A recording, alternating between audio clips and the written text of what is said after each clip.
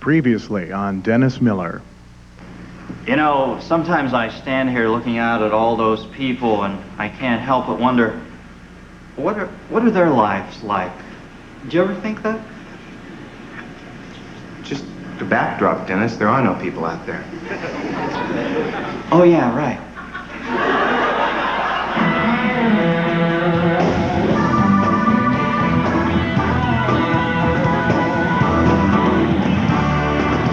From Los Angeles, live on tape, it's the Dennis Miller Show. Tonight, Billy Connolly, Mario and Melvin Van Peebles, Michael Apted, trapeze artist extraordinaire Vladimir.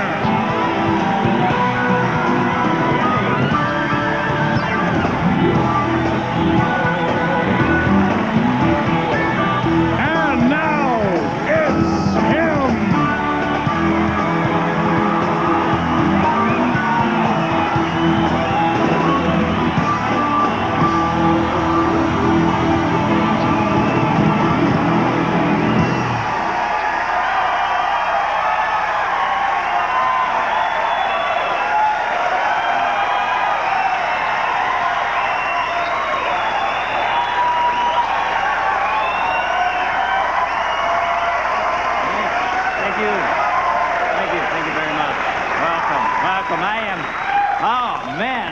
Pumped tonight.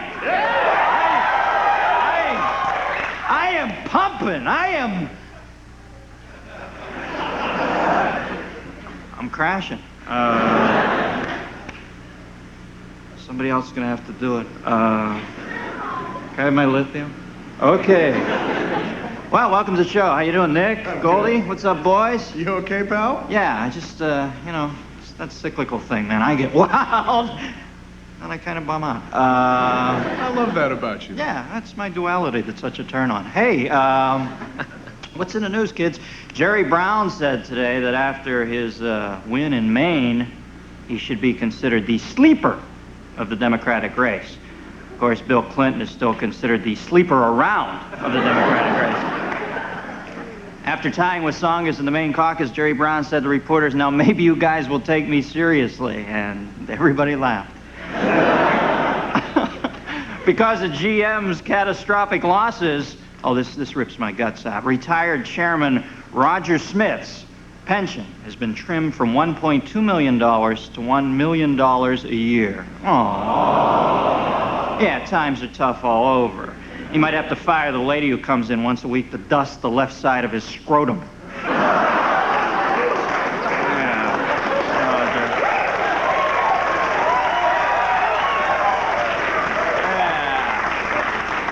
You're damn right. We're coming for you, Roger. Not to be confused with the girl who comes in to do the right side. But he only gets the right side done once every 2 weeks. It's his kink.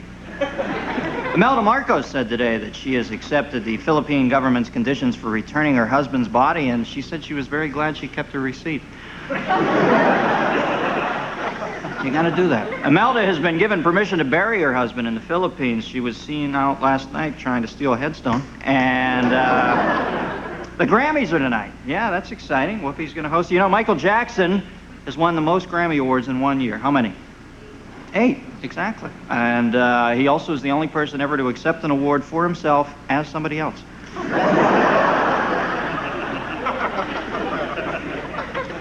The Elvis stamps are coming out. See this? They have 2 Elvis stamps, one young Elvis, and then they have a more mature Elvis. They were unveiled by the post office yesterday, and we get to pick, by vote, which one we want them to use. I'm going to vote for the one that still has bladder control. But I look for that in a stamp, you know. China has come out with a new handgun that is also a bottle opener. Oh, those clever Chinese. Hey, after a hard day of murdering pro-democracy demonstrators, it's Miller time! President Bush is pushing to ease restraints on gene-altering projects. Bush said, "Hey, I like mutants. I'm running for re-election with one, aren't I?"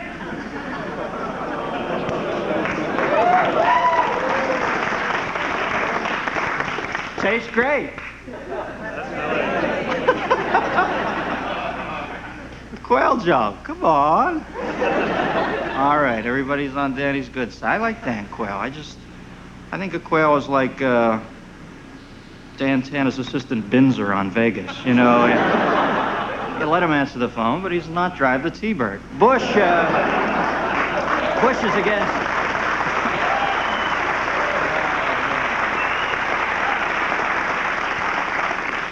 Hey, I just rethought my position on Quayle. I like him too. Bush is against taxing the rich to give the middle class a break. I guess the rich are suffering too. You know, a lot of them had to close their auto plants recently. I'm very excited to hear that the new female condom will be ready this fall. Yeah, sex is fun, huh? So now she puts on hers, he puts on his. You do a little blood work, check each other with a Geiger counter. Bam, you go. See this? The number of visitors to national parks dropped by 20% last year. However, the number of people living in national parks went up by a whopping 200%. So, kind of a compensatory thing.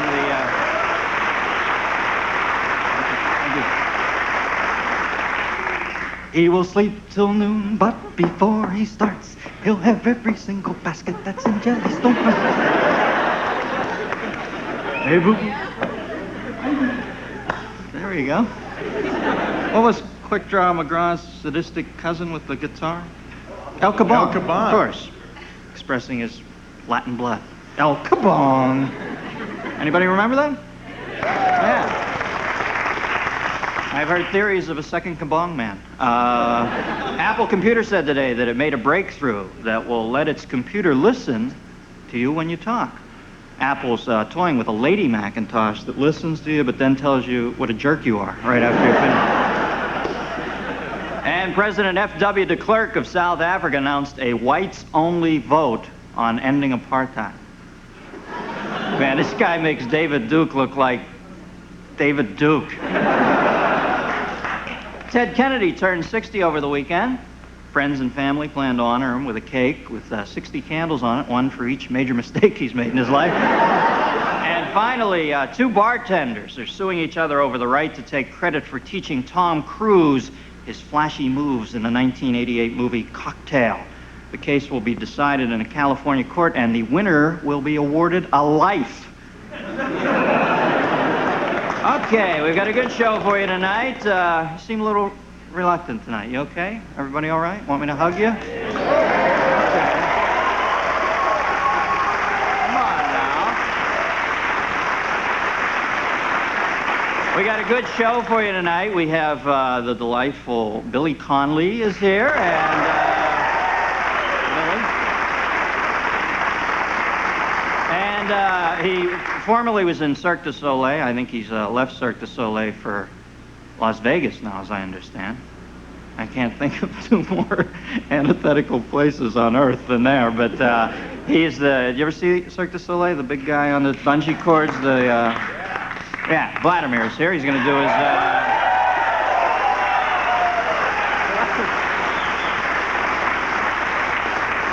Vladimir and the bungee cord. Sounds like a band at CBGB Unfug.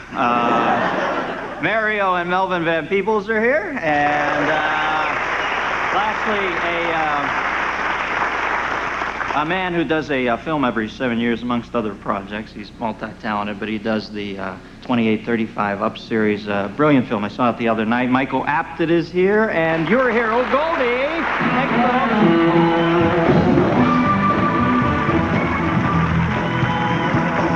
This portion of the Dennis Miller Show is brought to you by Bounce. It stops static before static stops you.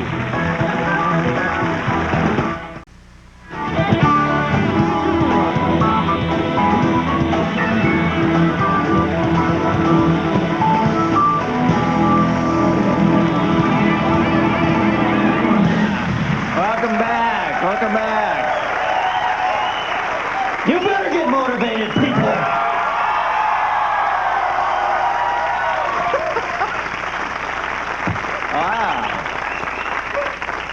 Commanded some respect there. I felt like Mr. Spacely in the lunchroom at Spacely Sprocket. Hey, you know what my biggest fear about being a talk show is, Nick? Being a talk show host?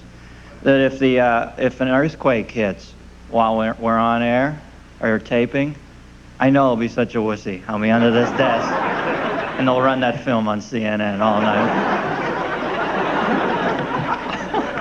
Everybody will know.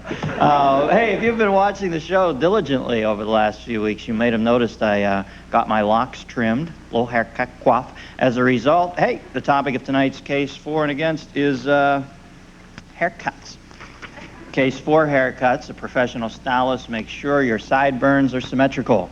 Against, obsessed with perfection, he runs them up the side of your cranium. Case 4, the classic page boy. Against, the classic shampoo boy. The case 4, your stylist promises a happening look. Against, he's finishing up Jack Lord. Case 4, men gather and talk about manly subjects. Against, sadly, they don't consider you one of them. Some hairdressers are great raconteurs. Against, how many times can you hear the one about how Raymond once chased him naked down Beverly Drive with a steak knife?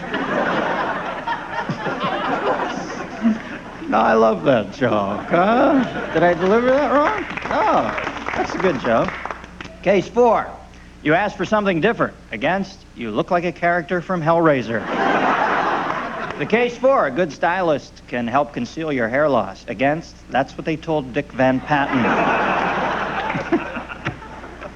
And finally, Pavlov, the case 4 haircuts, the warm air from the blow dryer as it hits your neck is quite soothing. Against, the look of horror on your face when you suddenly notice his unplugged blow dryer on the table in front of you.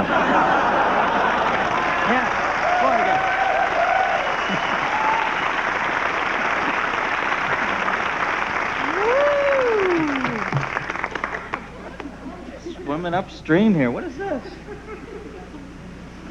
Oh, look. It's Jinky the Fruit Bat's new book. Can you get in on that? Story of Jinky's earlier life called Bat Like Me. And Jinky will be on pitching this. Was this for later? Okay, jump my cue. All right. It's a whole timing thing. All right, let's get Billy out here. He can saddle up with the... my first guest has been making European audiences laugh for 25 years. I didn't know this cat was this old. He played Billy Connolly in Head of the Class, and he's now playing the same character in the new ABC sitcom, Billy. Please welcome Billy Connolly, folks. Billy.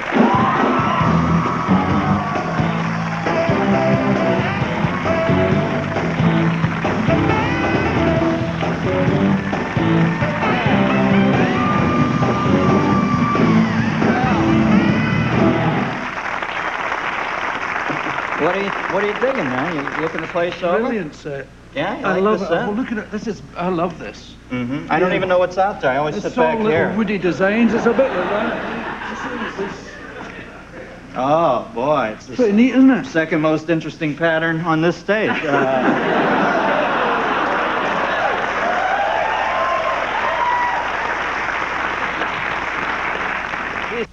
Making pro golfers look like bankers there, Bill. It's there's trousers too. It's a suit, but I thought it would be a bit overpowering. I Oh, there love is it. pants to that? Yeah. Jesus, why, did you have to leave them out at the end of the runway, or what? It's brilliant. You know, it comes with a sort of volume control. It's really good. Yeah. I love it. It's great. Now, is that you're from Scotland, right? Is that like your... It's good to wear stuff that you don't look like an American, you know. It's nice to look European, and I feel very European in this. I see something from each nation under your Absolutely. See, it's great. I mean, being in America is lovely, and it's an ambition of mine to be here and all that stuff. But it's nice not to look like an American also, Yeah. you know. Well, hey, you know, you're 49, I just read. I'm 49. Gee, and a taking care of bit. yourself, man. You look good. I've actually ravaged myself for many years. And I would advise everybody to do it, you know. Okay. I have had, yeah. I've been very clean for a long... I was never a druggy kind of guy. You know, I could never... I tried. God knows I tried. But I could never do it. You know, some guys could have drugs and do things, you Like know. shop. Yeah. Yes. Oh, that's very good. That's excellent, isn't it? Sorry. I could never do it. I would smoke dope and then just lie like a... I've been with women, you know, who liked me and wanted me to pay attention to them, and I couldn't get my hand on it. I could, you know that brain thing, you're going, go! Yeah. So I drank for many, many happy years. I was a drunk all the time. It was brilliant, you know. Yeah. And then it got awful, and so I stopped. But while it wasn't awful, it was wonderful. And now I don't drink at all. I don't do any of those things, and this is good. Yeah. Now you've gone to the other end of the Yeah, spectrum. and it infuriated the journalists in Britain because they were predicting my sort of death and stuff. They're like, God, look at it. He's a lush. He's a drunk. And then you come out of it looking younger than them. They get so pissed. They were hoping for the Keith Moon of comedy. Yes, and Keith Moon infuriates them. They keep predicting his death, and he's older than most of them. It's brilliant. I love it. Keith Moon is older than most of them? Yeah, he's older than most of the journalists who write about... Oh, no, Keith Moon. I thought you meant Keith Richards. Oh, you scared the hell out of me. Boy, I was going to cancel Keith my Rolling Moon, Stone for... He was Yeah, nice, Keith Moon, well, he looks trim. He's losing a lot of weight. We'll be right back with more Billy Connolly, folks, after this. Oh, you scared the hell out of me.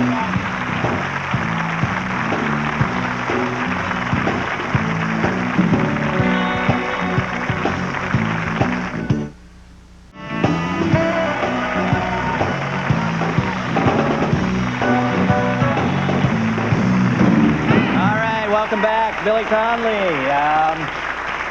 Now, just from the first segment with you, I can tell that you speak your mind. And what's your thoughts on? You did stand up in England, right? Yeah. I speak what's left of my mind. Yeah. What stand up in England must be brutal, though. The crowds and those. It's very good. It's really nice. See, I came through that folk music way, and into concert. So I didn't do all that clubby stuff, you know, that comedy club. Where are you from? Sort of built. I've never done that stuff. You know, I've never liked that kind of. You know, it seems old-fashioned to me. End of the pier. You know, hey, where are you from? Blah blah. I don't like that. Mm-hmm. So, yeah, but they're a good audience. They're nice people. They're good. They listen a lot, you know, and they like Americans very much. As a matter of fact, Americans are kind of sweeping the board. There's a school of English comedy that's, you know, all based on John Cleese and all those guys. It kind of drifts down a wee bit. The college boys, smart-ass comedy. But the ones they really like are the wild Americans, you know, like Robin's very big, Robin Williams, but the Sam Kinison, stuff like that goes down very well indeed. Mm-hmm. Now, what do you think of guys like Kinison and Clay? I think he's great. I like Sam Kinison. It's very funny. I've seen very little because I don't really watch other guys, you know. You don't like him getting in your head? I steal all the stuff. Yeah? Yeah, three months later it comes trotting out. It sounds like my own idea. It just, you know, you read and listen to all these guys and it all comes burbling along, you know. I noticed you're doing Sam's accent. Yeah, I like him very much. And who's the other wild man? Dice. Andrew Dice Clay. I like him. I don't see much of Dice. What's happening? I've never with him? seen his act very much. I've only seen wee bits of him. But I judge him by the people who don't like him. If they don't like him, I like him. You know, there's a lot of guys, a lot of very unfunny guys on television telling you what funny is, and they're always against him. I like him. And I think they're really jealous because he can fill Madison Square Garden and all that. Yeah. 2 shows in a row, as a matter of fact. 40,000 people. Yeah, I think people get insanely jealous. They get consumed with envy about people who can do that. Right. And I think it's brilliant to watch him do it. I think he's sexist and he's racist and all these things, but I don't really care much, you know. You know? It's a loose approach. There's a lot. Racism and sexism. There are very good sexy jokes. And if the Jewish comedians have taught us all how to be racist with taste. You know, you can be racist about yourself. You can be racist about, and sometimes, oh God, I'm in real deep water here. Sometimes it can be very, very observant, a racist joke. Sometimes it can make a great observation. And you know, it shouldn't all be sort of brought down. There's a lot of people who think like social workers, no racism, no sexism, no this, no that, no animals, no bloody this, no that. And, you know, it's nice to see somebody being wild and alive. See, look at the real people on American television.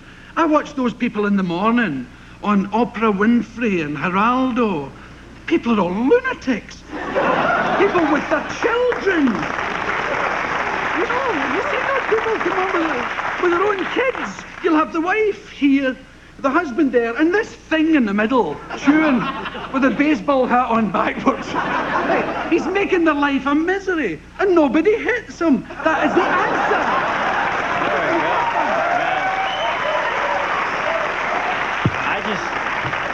I gotta shake your hand for digging out of that racist hole, man. Because I was thinking, where the hell is he going here? I was thinking it too. All of a sudden, they're applauding, man. That is the Houdini water torture it's just thing. You see, there is such a difference between doing things live and doing them on TV, you know, because you're actually in people's living rooms. But you see, that's where this awful dichotomy happens. These families go on, these screwed up, weird people. And then they stick some psychiatrist that nobody's ever heard of over here. And she says he's got dysfunctional written all over him. He's got ass.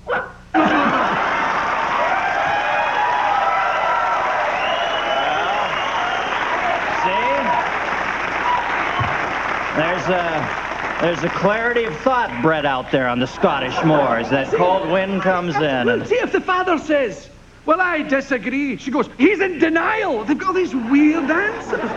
You know, you can't win. Nobody. See, violence can be very good.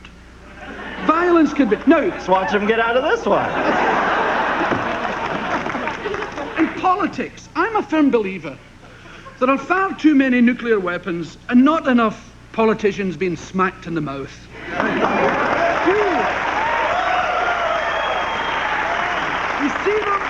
You see them interviewed on CNN. They're nice. They're nice to David Duke. You know, Mr. Duke, you were a racist. How do you feel about that now? You said all these things about the Jews. How do you feel about that now? Oh, I don't feel like that anymore. Tell the truth. You know, we got to go see Vladimir. We got to go home and see Vladimir. But, you know, David Duke could be worse, man. He could be wearing a sheet with this pattern. Okay. We're going to go see Vladimir. Oh, my hand mic. Whoops, sorry. We're going to take the whole crowd over here to see Vladimir, because we couldn't do it in this studio, so we're going to go over this way. I've got my staff. Follow me, my children. Over here. Billy, I got you a flute, man. You're from Scotland. Play something. Let's bring these people over here. Everybody, come on over. I'm going to go see Vladimir. Well, we got to bring him quickly. Come on now. Bring him over here. All right. This is the camera crew. I feel like Ilya Kyriarkin here in the hallway. Go see Mr. Waverly. Billy, you're beautiful back there. All right. Well, watch this. I'm going to cast it down. Wow. No snake. We're in a recession. All right. Now we're next door. We got a bigger studio here. We're going to be right back. That's Vladimir over my shoulder. We're going to take a commercial and stick around for this. This is amazing. Vladimir, right after this, folks. We'll be right back. This portion of the Dennis Miller Show is brought to you by Mars. Mars, making life a little sweeter. Next guest has been described by the New York Post as a flying Adonis. I saw him first in New York at the fabulous Cirque du Soleil. Great act. Ladies and gentlemen, Vladimir. Okay, Vladimir.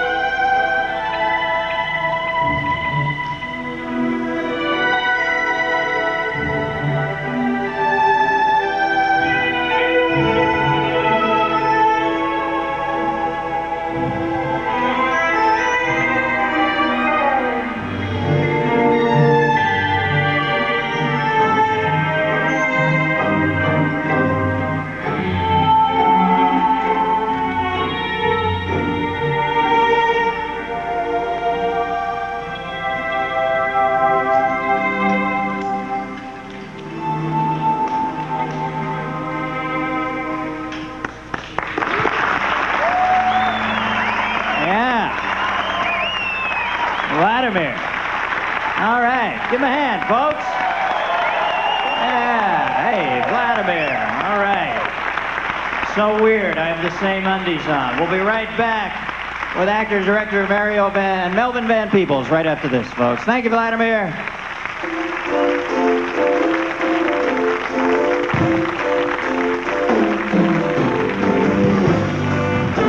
If you're going to be in Los Angeles and would like to attend a taping of The Dennis Miller Show, please drop us a note. Care of The Dennis Miller Show, Post Office Box 4150, Hollywood, California, 90078, or call us at 818-506-0043.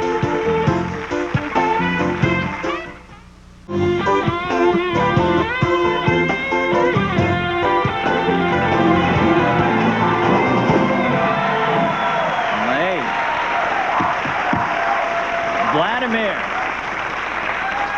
Wasn't that guy amazing? Huh? Jeez. I got to start working out. I mean, you know, occasionally I get up early, jog my memory, but that's the extent of it. Tomorrow night, my guest will be actress Lorraine Bracco, the voice of Beauty from Beauty and the Beast, Paige O'Hara. She's going to be singing for us, right, Ken? What's she going to sing? What's the song called? Morrison Hotel. And... oh, it's the album. Comedian Warren Thomas and Sports Illustrated swimsuit issue cover girl. This is last year, right? Or is she on again this year? Last year. But maybe she'll have some insight into who it is this year. Ashley Montana. All right, my next guests are father and son, both directors and actors. Please welcome Mario and Melvin Van Peebles, folks.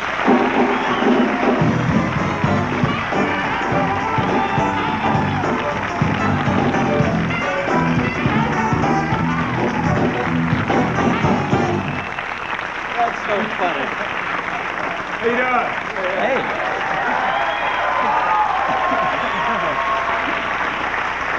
That's You must be working out yourself, man. no, that was our Vladimir imitation. I hope The so. Flying I Negro thought you were Brothers. close. But, so what's now? Did you encourage your son to get? You like this? Yeah, it's a nice look, man. Thank you. That's It's the a way I've been trying clip-on. to get you to Sorry, dress. Huh? Now that's the way you should dress.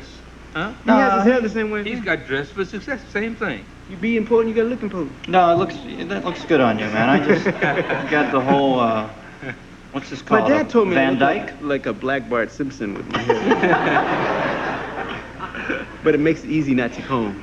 Now, did you encourage your son to get in directing? You probably did the first big Well, black film in actually, this yes country. and no, because what happened with Mario, he was always, and when I did Watermelon Man, for example, he drew the album covers, and he had always been interested in that type of thing. So I knew the best thing, just seriously for a minute, if you encourage the kid in something, that profession that you're in, and he does make it eventually, it makes it easier for him at the beginning, but he's never sure that he did it on his own afterwards. So I did everything to discourage him. So therefore, Meaning he didn't want to help me. That's what that means. what can I tell you? Well, hard-learned lessons are the best, I guess. But now you must be so proud of him with New Jack City. I mean, the film did great, right? It did terrific. As a matter of fact, it came out 20 years to the month that Sweetback came out. Really? Yeah. 20 years later, his movie You know, came out. Sweet Sweetback's Badass song? Y'all remember that? That's a pretty young crowd. Yeah. But you know what I think though. There's a lot of things. I mean, we hang out and have a lot of fun, but there's a lot of things that I didn't even realize I had as an advantage. And one was, for a lot of kids, especially I think minority kids, they don't get to see a really good example right there. And my dad was the boss and he was directing, and I never thought, you know, I couldn't do it because of my color or my funny hair, but if I had the talent, Son, do you know what I mean? son, What? let's not talk about hair at this stage. So it was really, you know, that's really cool. I mean, if you grew up as Margaret Thatcher's daughter, whether you like her politics or not, you think there's a possibility for you in politics that you have a shot at doing something like that, which is real exciting. I mean, we're one of the few second-generation black film directors here, so. Well, I think you touch on, There's only 4 of us anyway, so. It's like Hollywood makes a big deal. Oh, there's a whole new wave of directors. Yeah, there's 4, and there was 400 movies made last year, so we'll see. You touched on probably what is one of the, you know, not only in the black community, but in any community, probably the big problem is the breakdown of the family. I mean, it's, if you come from that, I don't want to sound like I'm preaching here, but if you come from that place where you have peace of mind, you usually lead a healthy adult life, but the divorce rate, I think, is like 60% now. It's just crazy. So at least you had a role model. I mean, when you started. Yeah, well, Mario really was a trooper. I remember once we had a show on Broadway. It wasn't doing as well as I had put up my money expecting it would do. Yeah. And so it was called Waltz of the Storks. So I had this great idea. I had Mario and myself, we dressed as storks. Now this, it can be pretty traumatic to a young man. And I have skinny legs. We're out there in the middle of Broadway with feathers, and people are coming up, oh boy, what's up with you, man? You look like Super Chicken. I'm surprised they noticed you in New York. Oh, man, it was, yeah. But he's a trip because he's always honest. One of the first pictures I ever did was really bad. I won't tell you the title. And the guy couldn't get it released. We'd shoot it on the weekends, and I wasn't making any money. And he couldn't get it released. That was good. But later on, after I did Heartbreak Ridge and Jaws, the guy calls me up and goes, Mario, guess what? I got the picture released now, and I put you on the poster. I'm like, oh, no. So the movie comes out, and he made it look like it was the latest thing I did. Right. So Dad comes to the movie, and he's sitting there, and the movie was really bad, and nothing will solve your ego for good, like 200 brothers getting up and going for popcorn on your big dying scene. 200 people get up and go, yo, I'm getting some gummy bears. This ain't working, when you're doing your big dying scene. So at the end of the movie, my dad says, well, good news is a movie like this won't be in the theaters but 2 days. And my mother says, that's not so bad. At least you didn't kill any animals. So I had some very different parents. Did it make 2 days? I think it made 2 days, yeah. It made 3, actually. All right. All you got to do is open it. You know that. Oh, boy, it was... Now, Melvin, you got out for a while, right? You got out of the arts and went to Wall Street. Yeah, well, Wall Street, what happened was You're a broker? I can do numbers in my head. And I was an astronomer before, and I used to be in the military in mathematics. And a guy discovered this, and I lost a bet with him. And the vigorous of the bet, that's New York talk for, the penalty of the bet was I'd go to work on Wall Street. Well, I never thought he was going to be that chicken expletive to call me on it. Well, you know what I mean. When you fill in the blanks, And so... but he did call you on it? Yeah, he called me on it. And so I went to work on Wall Street. And I went down, and I understood 2 phrases the first day, and that was come in and sit down. That's all I could figure out what he was saying. And what happened was I took the test after 2 days, and of course I flunked it.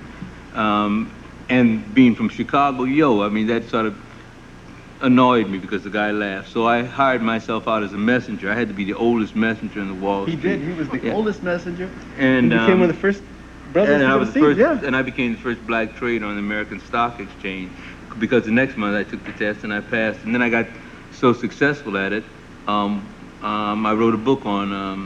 And this was how old were you? 40 then? Well, that was last year. I must have been. But to at any age get up and say, hey, I'm going to do something different, I can change, and I'm going to learn something different, I think that's great. Just to... Well, You're happy in films for a while, though, yourself, though. You're not jumping out right now. This beats, I used to do other jobs, and this beats working for a living. Tell me real quick what's coming up and anything for the What are we doing? I'm directing a pilot for Stephen Cannell, who sort of gave me my first job. Yeah, he's always been Missing behind you, right? Oh, man, he's been really cool. Yeah. He and Eastwood. In fact, Dad played my father in Sunny Spoon. Yeah, so you're going to work with Stephen. Directing a pilot, what else? Doing some movies? Yeah, I'm writing one right now for HBO where I will direct and Mario will be my son. And then I'm writing one for De Niro's company, Tribeca, about the Black Panther Party with the background, which Mario will direct and star in. Busy men. Good to see you guys. Thanks for coming on. Mario and Melvin Van Peebles, folks. We'll be right back with director Michael Apted after this.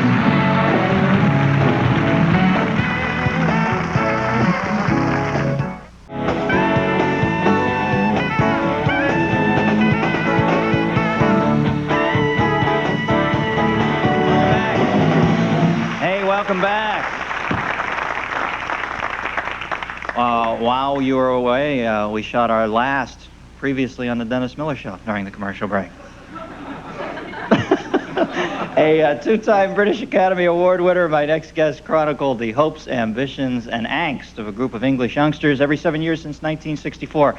His features include Coal Miner's Daughter, Gorilla in the Mist, and the soon-to-be-released Thunderheart. Please welcome the director of 35 Up, Michael Apted, folks. Michael Apted.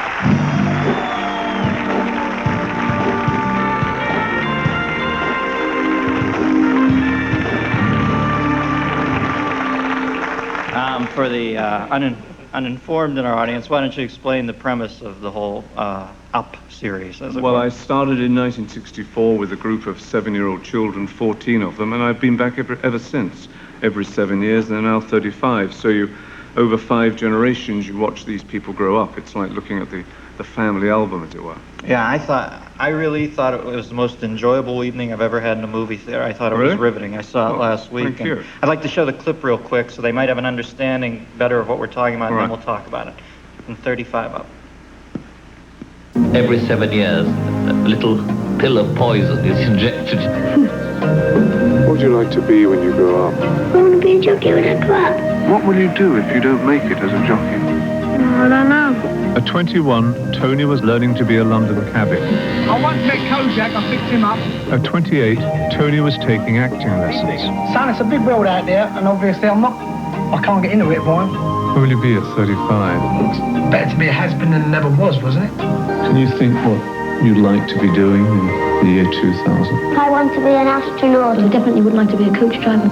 I would like to be somebody in a position of importance. At 28, Neil was roaming around Britain. I can think of all kinds of things I'd like to be doing. The real question is what am I likely to be doing?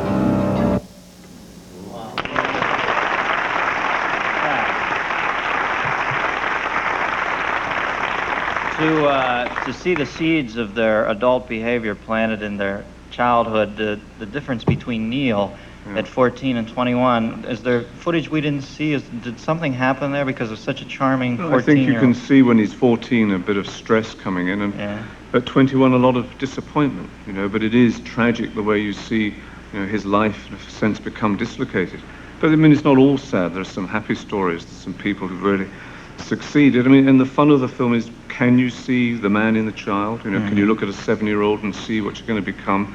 And looking at the man or the woman, can you see the child in them, Right.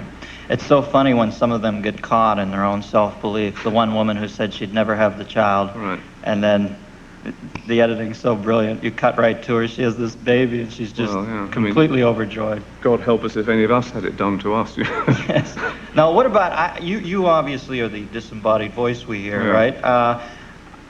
I at one moment felt uncomfortable with the young man who was the jockey when you asked him if he felt he was a failure. Did you view that as a bit of an incendiary statement, or were you? Well, I mean, I kind of get embarrassed a bit at some of the things. We have to understand that it's a very intimate relationship I have with them. I mean, I've known them for 28 years, and the whole success or failure of the piece is really the quality of the interview and whether I can get them to be forthright and honest and whatever. And I think if they're kind of bullshitting me a bit, I try and pick up on it.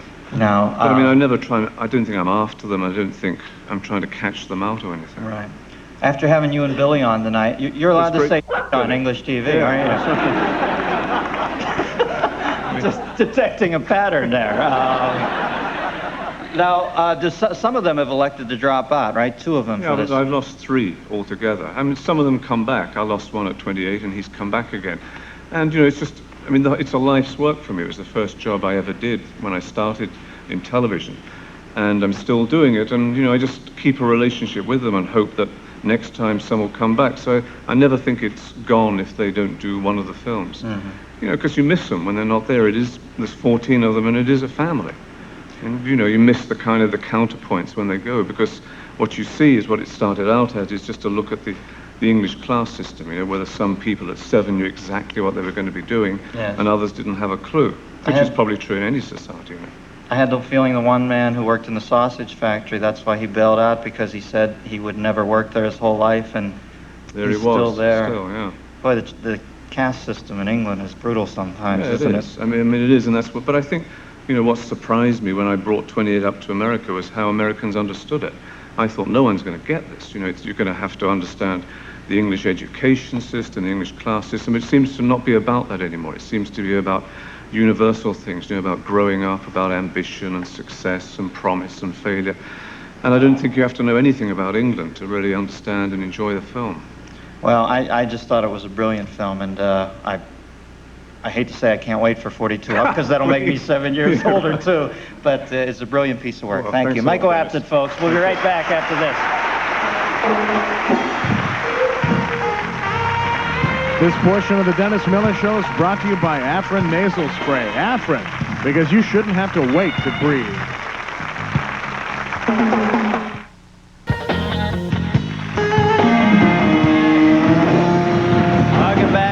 Welcome back. Boy, it's hot in here tonight, isn't it? Boy, I am sweating. I'd like to thank my guests tonight, Billy Connolly and Vladimir. I just can't see Vladimir doing that in Vegas, can you?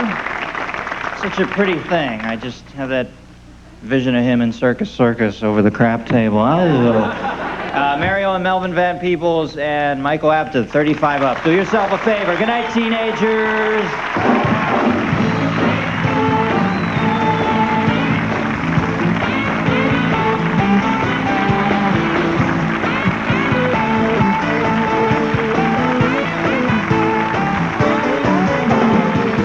When in Los Angeles, guests of the Dennis Miller Show stay at the St. James Club and Hotel.